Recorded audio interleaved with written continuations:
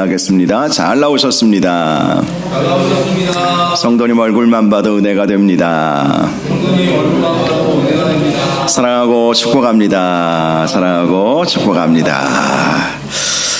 오늘 말씀은 랍사게의 망언을 듣고 히스기야가 보인 반응에 대해 말씀해 주고 있습니다. 사네립이 예루살렘을 침공해 왔죠. 그리고 랍사게를 보냈습니다. 그리고 이제 협상을 하게 했던 것이죠. 그때 랍사게는 아주 망언을 하죠. 결코 너희는 우리를 이길 수 없다. 또 하나님은 연약한 신이시다. 그리고 그 하나님이 우리를 너희를 치도록 명령하셨다. 이런 말도 안 되는 말을 하면서 예루살렘이 항복하기를 원했던 것입니다. 자, 이 말을 듣고 히스기야가 자기 옷을 찢고 굵은 베옷을 입고 여호와의 전으로 올라가게 되었습니다. 왜 안 그렇겠습니까? 기도밖에 답이 없죠. 실질적으로 전력상 비교를 해보아도 상대가 되지 않죠. 믿었던 애굽은 도와주려는 마음이 전혀 없습니다. 지난주에도 말씀을 드렸듯이 아마도 뒤에서 암약이 있었을 것으로 보입니다.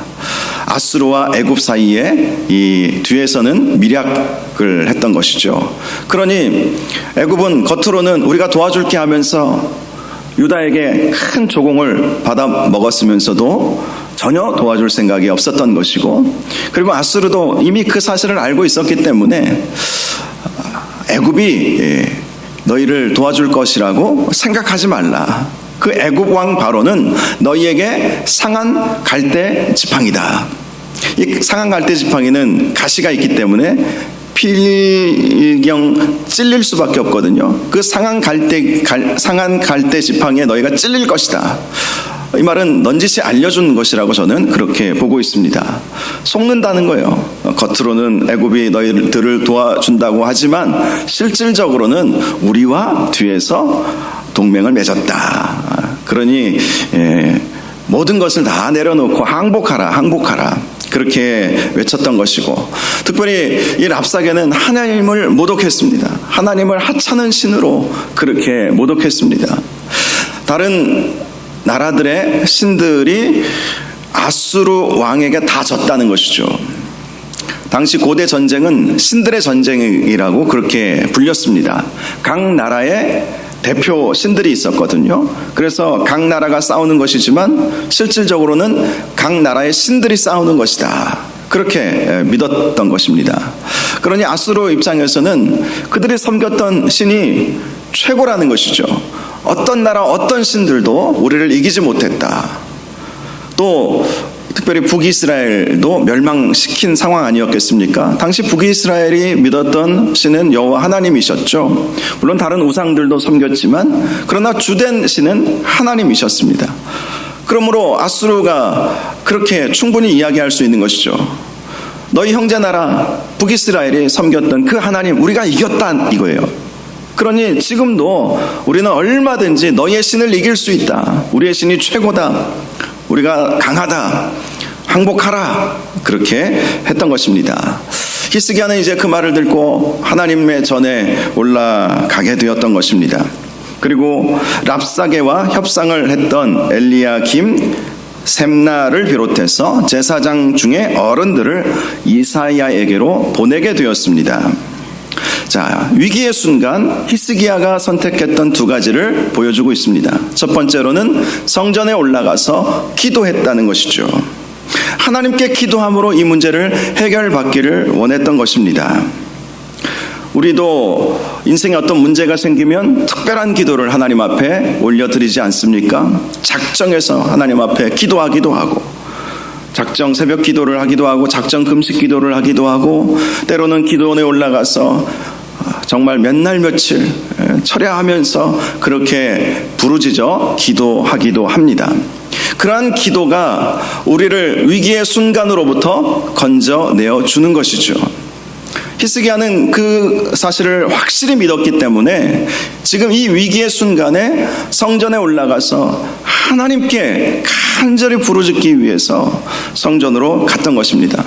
그런데 히스기야가 두 번째 취했던 행동이 있죠. 이사야 선지자에게로 이 사신들을 보내서 하나님의 말씀을 듣기를 원했다는 것입니다. 이사야를 통해서 주시는 하나님의 말씀을 들어야 그 말씀에 따라서 순종할 수 있었기 때문에, 만약에 하나님께서 항복하라라고 말씀하셨다면 항복하는 것이죠. 그러나 하나님께서 맞서 싸우라라고 말씀하신다면 맞서 싸워야 되지 않겠습니까? 그래서 히스기야는 사신들을 이사야 선지자에게로 보내서 하나님의 말씀을 듣고 오도록 했다는 것입니다. 바로 이렇게 어떤 위기의 순간이 우리에게 온다면 두 가지를 항상 우리가 기억해야 합니다. 하나님 앞에 특별한 기도의 시간을 가져야 한다는 것, 그리고 하나님의 말씀을 통해서 하나님께서 무엇을 원하시는지를 들을 수 있어야 한다는 것입니다. 그래서 말씀과 기도와 말씀은 함께 가는 거예요. 덮어놓고 기도만 해서는 응답받을 수 없다는 것입니다. 하나님의 말씀을 펼쳐놓고 그 말씀 붙잡고 기도하는 것. 이사야 선지자가 주신 그 하나님의 말씀을 듣고 히스기야는 더 간절히 기도하기를 원했던 것입니다. 그래서 성전에 올라가면서 사신들을 보내서 이사야 선지자를 통해서 하나님께서 뭐라고 말씀하시는지 그 말씀을 받아오도록 했던 것입니다. 이사야에게로 간 사신들은 이사야에게 히스기야 왕의 말을 전해 주었습니다. 요약하면 이런 것입니다. 지금 예루살렘이 당하고 있는 이 위기를 당신도 아시고 하나님도 아시지 않습니까? 특별히 랍사게가 하나님을 회방한 그 말, 이 망언과도 같은 그 말을 하나님이 다 듣지 않으셨겠습니까? 그러므로 이사야 선지자 당신께서 하나님께 기도하여서 하나님께서 무엇라고 말씀하시는지 우리에게 그 말씀을 알려달라, 이것이었던 것이죠.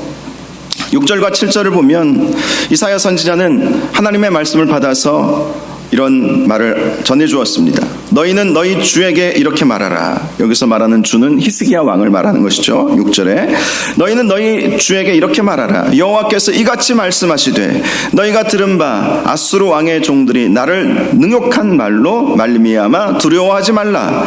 보라, 내가 내 영을 그의 속에 두리니 그가 소문을 듣고 그의 고국으로 돌아갈 것이며 또 내가 그를 그의 고국에서 칼에 죽게 하리라 하셨느니라.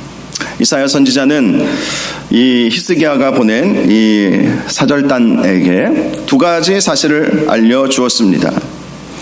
하나님은 다 듣고 계셨다는 것이 있고 두려워하지 말라는 것이죠. 하나님은 다 들으셨으니까 이 아수르 왕이 하나님을 모독하고 모욕하는 그것에 대해서 두려워하지 말라는 거예요. 하나님이 행하신다는 것이죠. 그리고 그는 결국 고국으로 돌아가서, 여기서 말하는 그는 아수르 왕 사네립을 말하는 것입니다. 그는 고국으로 돌아가서 결국 고국에서 죽을 것이다. 자기 나라에서 죽을 것이다. 하나님이 그렇게 말씀하여 주셨다고 이 사신들에게 알려주었던 것입니다. 한편 8절 이하의 말씀을 보니까 아수르 왕은 라게스를 떠나서 림나를 공격하고 있었다고 말씀하고 있습니다. 당시 아수르 왕 사네립은 계속해서 유다의 여러 상업들을 공격하고 있는 상황이었습니다. 그래서 압박의 수위를 높였던 것이죠. 예루살렘에 있는 히스기야에게 항복하라는 것이죠. 그런데 히스기야는 당장 항복하지는 않았습니다. 그 랍사게의 망언을 듣고 성전으로 올라갔던 것이죠. 조금만 기도할 수 있는, 생각할 수 있는 시간을 달라, 아마 그렇게 말한 것 같습니다. 그리고 성전에 올라가서 안 내려오는 거예요. 그러니 랍사게 입장에서는 항복을 안 한다는 것은 함께 싸우자라는 것으로 받아들였던 것입니다. 그래서 랍사게가 림나를 치고 있는 이 사네립을 만나서 그 상황에 대해서 말해 주었던 것입니다. 그들이 우리와 싸우려고 합니다.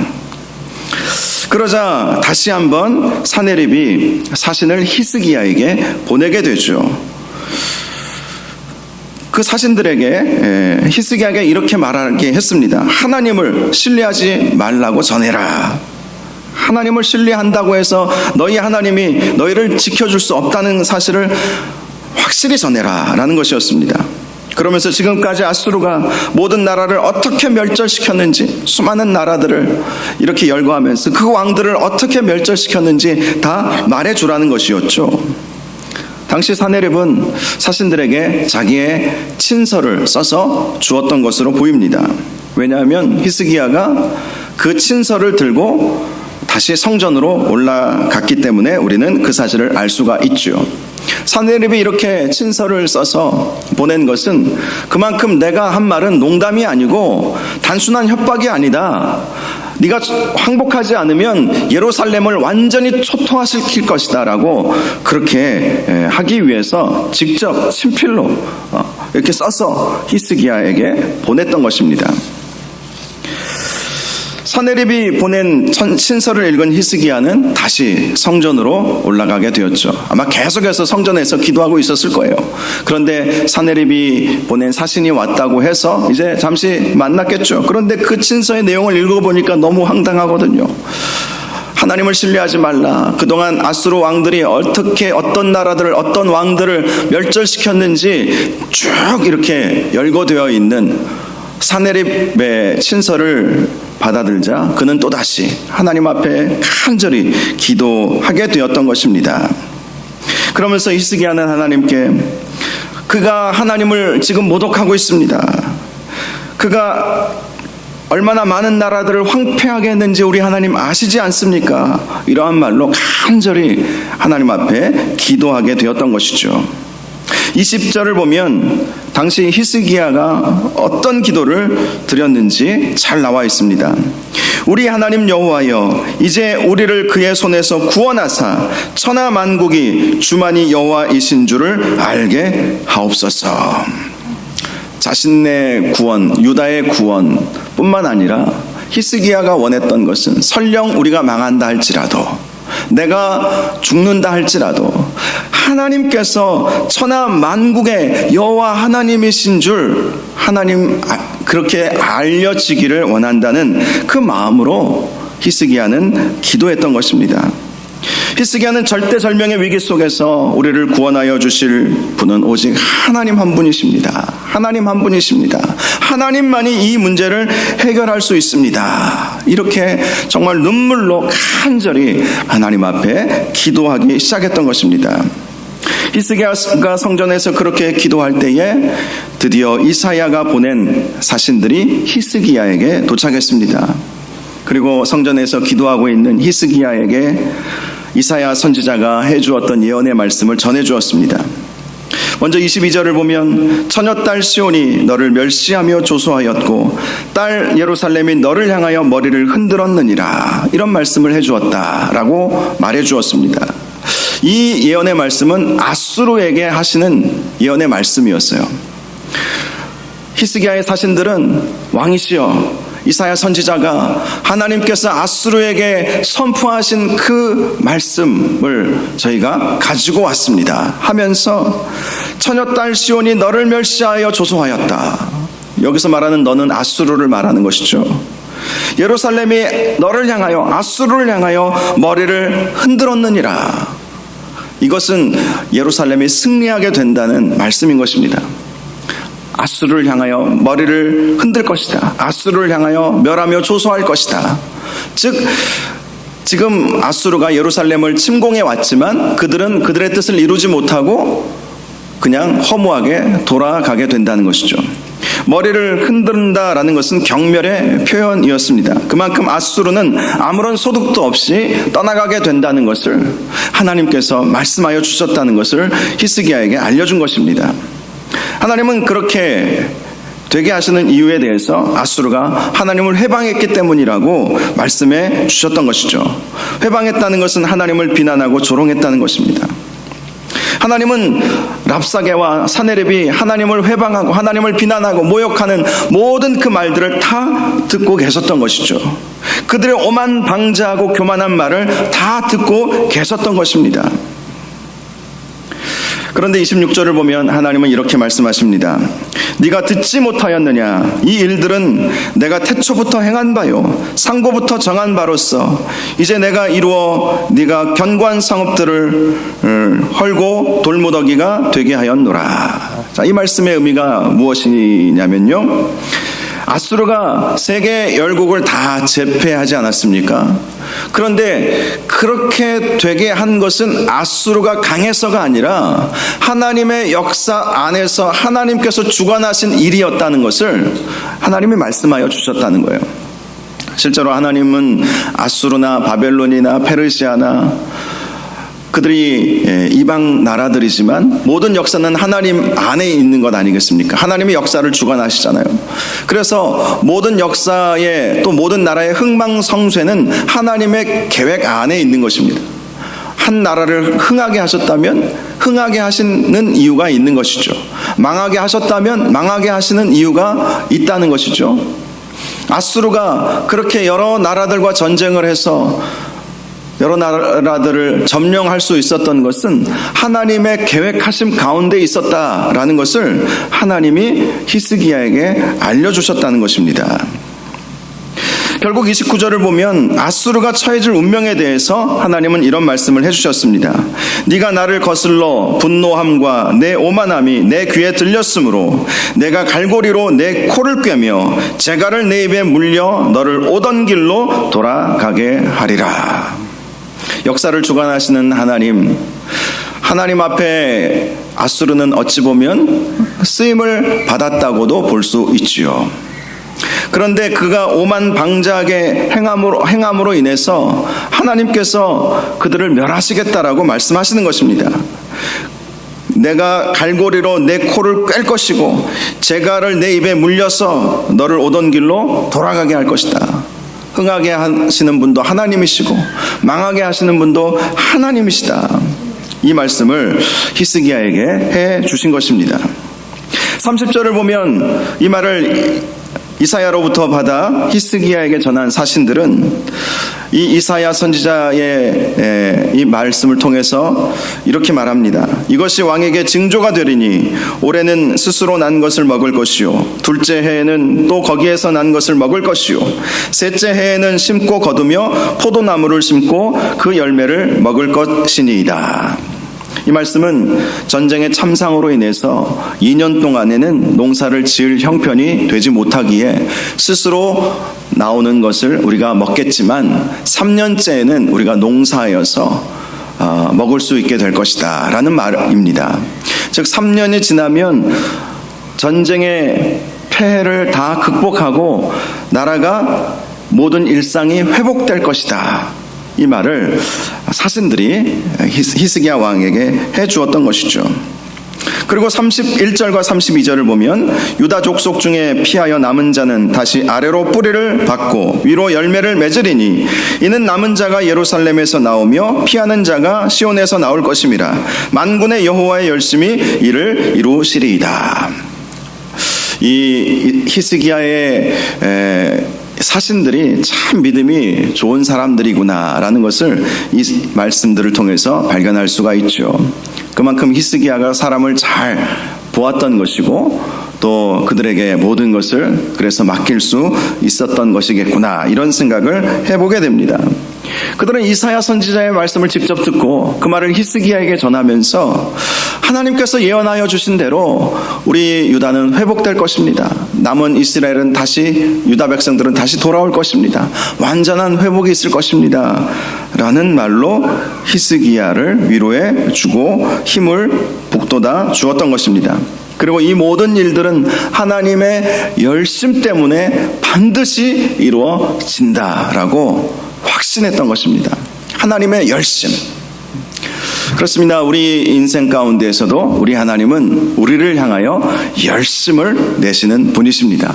우리 하나님은 가만히 계시는 하나님이 아니시라 우리를 다시 한번 일으켜 세우시고 우리에게 힘 주시고 은혜 주시고 우리가 다시 한번 하나님을 위하여 일어설 수 있도록 그렇게 만들어주시는 분이 바로 저와 여러분의 하나님이시라는 것입니다. 그것을 이 히스기야의 사신들은 하나님의 열심히 이를 이루시리이다 그렇게 선포했던 것입니다. 하나님의 열심. 하나님은 그 누구보다도 열심을 내시는 분이십니다. 서울 남포교회 원로 목사님이 되신 박영선 목사님이란 분이 계신데요. 이분이 쓰신 아주 오래된 책 중에 하나가 하나님의 열심이라고 하는 제목의 책입니다. 제가 대학 다닐 때에 하나님의 열심이라고 하는 제목에 끌려서 이 책을 구입해서 쭉 읽어보게 되었습니다. 그래서 그 당시 아브라함의 관점을 제가 새롭게 제가 갖게 되었어요. 이 아브라함에 대한 이야기가 그 책의 중심 내용인데요. 박영선 목사님이 주장하시는 것은 아브라함이 믿음의 조상 아브라함이 된 것은 아브라함이 정말 믿음이 좋았기 때문에 그런 것이 아니라 하나님의 열심으로 인해서 아브라함이 믿음의 조상이 될 수 있었다라는 그 주제를 말씀해 주시는 것이었습니다. 실제로 아브라함의 인생을 보면 참 많은 연약함과 실수들이 있지 않았습니까? 물론 그가 하나님의 음성을 듣고 갈대아 우르를 떠나서 하나님이 지시할 땅으로 간 것은 믿음의 모습일 수 있지만, 그런데 갈대아 우르에서 아브라함이 이 가나안 땅으로 바로 간 것이 아니었어요. 성경의 내용을 신약과 구약을 이렇게 자세히 살펴보면 아브라함은 하란에서 적어도 15년 이상 머물렀습니다. 하란은 갈대아 우르보다도 더 문명이 이렇게 더 화려하고 더 발전된 문명을 가지고 있었던 도시였어요. 메소포타미아 문명의 가장 끝자락에 있는 도시가 하란이었습니다. 갈대아 우르에서 하란까지는 떠날 수 있었는데 그 하란 넘어서 미지의 땅으로 가지 못했던 이 아브라함의 처음 모습부터가 바로 그러한 모습이었다는 것이죠. 그런데 15년 후에 아버지 데라가 죽자 또다시 하나님께서 아브라함에게 너의 고향과 친척과 아버지의 집을 떠나라 이렇게 말씀하시니까 떠나게 된 거예요. 그런데 가나안 땅까지 가게 되었지만 가나안 땅에 기근이 온 거예요. 기근이. 그래서 하나님은 가나안 땅에 머무르고 거기에 정착하기를 원하셨지만 아브라함은 애굽으로 내려가 버리죠. 자, 우리가 보통 아브라함을 생각할 때 모든 것이 다 믿음의 모습으로 우리가 비춰지기 쉬운데, 믿음이 있는 것 같으면서도 믿음이 없는 모습이 너무나도 많이 나타나고 있는 것을 성경은 우리에게 보여주고 있다는 것이죠. 갈대아 우르라고 하는 고향을 떠났지만 여전히 하란에서 한참을 머물렀고, 결국은 가나안까지 갔지만 기근이 오니까 애굽으로 내려가 버렸어요. 그리고 애굽에서는 어떤 일을 했습니까? 애굽 왕 바로가 자기 아내를 빼앗기 위해서 자기를 죽일까 해서 자기 아내를 누이 동생이다 그렇게 속였죠. 그래서 아내를 빼앗길 뻔했어요. 그런데 하나님께서 간섭하시죠. 아내를 빼앗지 못하도록 간섭하셔서 결국 아내와 함께 다시 가나안 땅으로 올라갈 수 있지 않았습니까? 이 아내를 빼앗길 뻔한 일은 또 한 번 있었어요. 아비멜렉과의 관계에서 아비멜렉이 자기 아내를 보고 욕심이 나서 아내를 차지하려고 자기를 죽일지도 모른다는 그런 생각 때문에 또 아비멜렉에게 이 여인은 나의 누이 동생이요 이렇게 또 속이려고 하지 않았습니까? 그때마다 하나님은 또 나타나셔서 바로에게도 하나님께서 직접 말씀하여 주신 것처럼 아비멜렉에게도 그 여인을 건들지 말라. 그 여인은 아브라함의 아내이다. 그런 말씀들을 직접 해주심으로 말미암아 아내를 보호할 수 있었죠. 여러분, 실수도 반복되면 그것은 상습범입니다. 이 아브라함은 그만큼 자기밖에 모르는 사람이었다는 것을 그 사건들을 통해서 보여주는 것이죠. 아브라함의 결정적인 실수가 또 하나 있죠. 하나님께서 주시겠다고 약속하신 아들이 있지 않으니까 어떻게 했습니까? 사라의 요청을 받아서 하갈을 취하여서 이스마엘을 낳잖아요. 그 이스마엘이 지금도 이스라엘과 아랍과의 이 갈등 관계를 만든 원인이 되었다고 그렇게 보고 있지 않습니까? 그런데 그랬던 아브라함, 하나님께서 그에게 은혜를 주셔서 결국은 그에게 이삭을 허락하여 주시고 또 이삭을 하나님께 바치려고 할 정도의 믿음의 사람이 된 것입니다. 아브라함이 스스로 이 믿음이 좋고 정말 탁월한 신앙인이었기 때문에 그렇게 된 것이 아니라 결국은 하나님의 열심이 이것을 이루셨다라는 것이죠. 하나님의 열심이 한 사람의 인생을 바꿔놓는 거예요. 저와 여러분의 인생도 하나님의 열심으로 하나님께서 바꾸어 가실 줄 믿으시기 바랍니다. 하나님 지금도 살아 역사하시고 지금도 열심을 내세요. 내가 낙담에 빠져 있을 때 하나님은 우리를 다시 한번 일으켜 세우시려고 사람들을 보내시고 말씀을 듣게 하시고 기도의 자리로 나오게 하시고 여러 가지 방법들을 통해서 우리를 일으켜 세우시려고 하시는 그 모습이 바로 우리 하나님의 모습이라는 것이죠. 이사야 선지자를 만나고 온 히스기야의 사신들이 바로 그 하나님의 열심 때문에 우리는 전쟁에서 이길 것입니다. 히스기야 왕이여 걱정하지 마시옵소서. 하나님께서 우리와 함께 하시면 반드시 이길 것입니다. 그렇게 히스기야 왕에게 말해 주었던 것입니다. 33절 이하의 말씀을 보면 결국 예루살렘을 싸고 있었던 아수르 사네립은 어떻게 되었겠습니까? 예루살렘 성에 이르지도 못하고 화살 하나도 쏘지 못하고 방패를 가지고 성에 가까이 오지도 못하고 흉벽을 쌓고 치지도 못하게 된다는 그 말씀 그대로 이루어지게 되었습니다. 그리고 오던 길로 다시 돌아가게 되었던 것이죠. 35절을 보면 그 예언은 그대로 이루어졌죠. 여호와의 사자가 나가서 아수르 진중에서 18만 5천인을 쳤으므로 아침에 일찍이 일어나 본즉 시체뿐이라. 하나님의 열심이 이것을 이루신 것입니다. 여호와의 사자가 아수르 군대, 예루살렘을 진치고 있었던 18만 5천 명의 아수르 군대를 여호와의 사자가 다 쓸어버리신 거예요. 쓸어버리신 거예요. 그리스의 역사가 헤로도투스는 당시 이 아수르와 유다의 전쟁 가운데 아수르가 이렇게 패하게 된 원인을 쥐가 옮기는 패스트 전염병이다 이렇게 기록해 놓기도 했습니다. 이 헤로도토스는 기원전 한 7세기 8세기쯤 되는 아주 역사의 아버지라고 불리는 그러한 사람입니다. 이 사람의 이 분석이 정확한지 아닌지는 우리는 알 길은 없지만 중요한 것은 아수르가 이렇게 18만 5천 명이나 되는 이 대군이 하룻밤 사이에 이렇게 다 몰살하게 된 것은 여호와의 사자가 그렇게 하셨다는 것이죠. 하나님의 열심이 그것을 이루어 주셨다는 것입니다. 결국 아수르의 산헤립은 퇴각하여서 니느웨로 돌아갔고 자기 신 니스록의 신전에서 경배할 때에 쿠데타가 일어났죠. 그의 아드람멜렉과 사레셀이 아버지 산헤립을 암살해 버린 것입니다.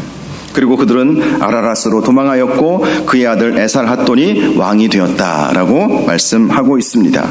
이 모든 일들이 하나님께서 이사야 선지자를 통해서 주신 예언의 말씀 그대로 이루어졌다라는 것을 보여주는 것이고, 또 하나 히스기야가 하나님 앞에 간절히 부르짖었을 때 이루어졌다, 이것을 동시에 우리에게 말씀해 주는 것입니다. 하나님의 말씀과 하나님을 향한 기도의 결과가 결국 이렇게 놀라운 역사를 이루어내었다라는 것을 오늘 본문이 우리에게 보여주고 있습니다. 이런 하나님의 기적은 오늘날에도 반드시 이루어질 줄 믿으시기 바랍니다. 우리는 기적 없이는 못 살잖아요. 하나님의 기적 없이는 정말 못 삽니다.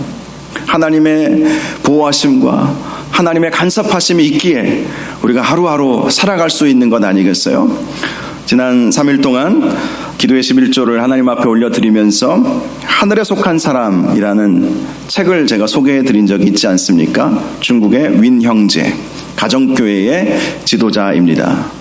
당시 가정교회 지도자들은 신학을 제대로 공부하지 못했기 때문에 그런 지도자들에게 목사라고 칭호하지는 않아요. 그냥 형제라고 표현을 하는 거예요. 중국 가정교회 지도자인 이 윈 형제가 1970년대에 중국의 문화혁명 시절에 중국 교회가 오히려 크게 부흥하지 않았습니까? 선교사들 다 쫓겨나가고 교회는 다 문을 닫게 하고 기독교는 핍박을 받았어요. 66년에서 76년까지 그 10년 동안, 그 문화혁명이라고 하는 그 기간 동안에 교회는, 공식적인 교회는 하나도 없었습니다. 그런데요, 중국이 90년대에 이제 개혁 개방 정책을 펼치지 않습니까? 그리고 선교사님들이 이제 들어갈 수 있게 되었어요. 많은 선교사님들은 그동안 중국 교회가 핍박을 받았기 때문에 그 전에 문화혁명 이전에 약 한 70만 명 정도 되는 성도들이 있었기 때문에 많아야 많이 남아 있어야 한 4, 50만 명 아니면 70만 명 이 정도 그래도 예전부터 믿었던 사람들 끝까지 믿음 지키고 있겠지. 그 정도만 생각했답니다.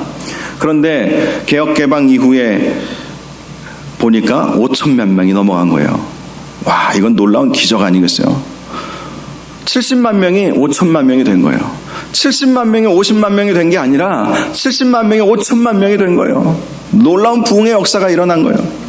윈 형제가 어떻게 해서 그러한 역사가 일어났는지를 그 하늘에 속한 사람이라는 책에서 생생하게 간증을 하면서 기록해 놓은 것이죠.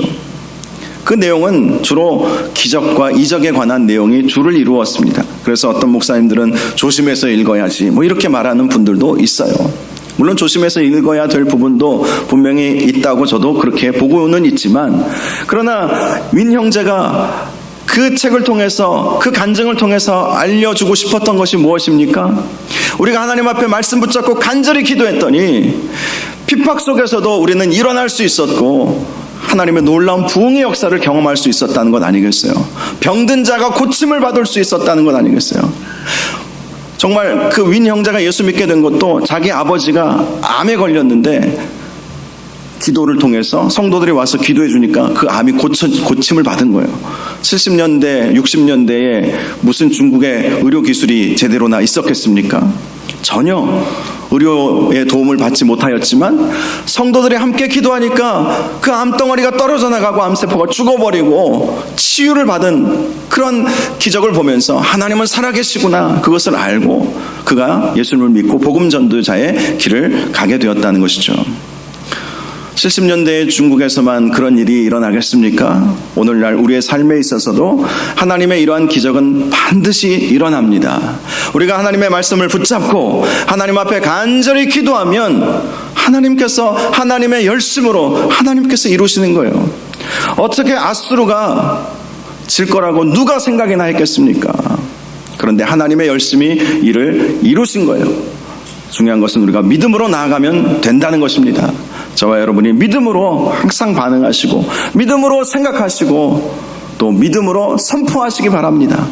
우리의 말도 얼마나 중요한지 몰라요. 항상 믿음의 말, 은혜의 말, 내가 하는 이 말이 은혜가 되는 말인가, 믿음의 말인가, 항상 그것을 생각하셔야 돼요. 내 안에 계신 성령님께 물어보세요. 성령님, 이 말이 은혜로운 말입니까? 아니면 사단에게 속는 말입니까? 하나님은 항상 우리가 믿음으로 반응하기를 원하시는 것 아니겠어요? 우리가 믿음으로 선포하고 믿음으로 나아가면 하나님의 열심히 이를 이루시리라 하신 이 말씀처럼 우리의 삶에서 놀라운 기적들을 이루어 주실 줄 믿는 저와 여러분들 되시기를 주님의 이름으로 축원합니다. 기도하겠습니다. 거룩하시고 존귀하신 하나님 아버지, 하나님의 열심이 결국 아수르를 퇴각시키고 사네립 또 랍사게를 망하게 하셨음을 믿습니다. 하나님, 오늘날에도 하나님의 이러한 놀라운 기적의 역사는 있게 되는 줄로 믿습니다. 항상 믿음으로 주님 앞에 나아가게 하여 주시옵시고, 특별히 하나님의 말씀을 붙잡고 히스기야가 간절히 기도했던 것처럼 우리도 하나님 말씀 붙잡고 기도함으로 우리의 삶에 놀라운 하나님의 역사를 경험케 하여 주시옵소서. 예수님의 이름으로 기도하옵나이다. 아멘.